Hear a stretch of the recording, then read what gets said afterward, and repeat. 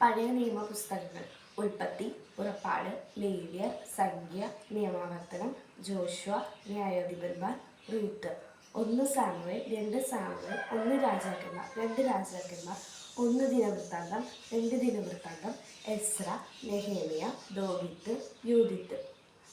എസ്തർ, 1 മക്കബായർ, 2 മക്കബായർ, ജോബ്, സങ്കീർത്തനങ്ങൾ, സുഭാഷിതങ്ങൾ, സഭാപ്രസംഗകൻ, ഉത്തമഗീതം, ജ്ഞാനം, പ്രഭാഷകൻ, ഏശയ്യ, ജെറമിയ, വിലാപങ്ങൾ, Baruch, Ezekiel, Daniel, Hosea, Joel, Amos, Obadiah, യോന, Micah, Nahum, Habakkuk, Zephaniah, Haggai, Zechariah, Malachi.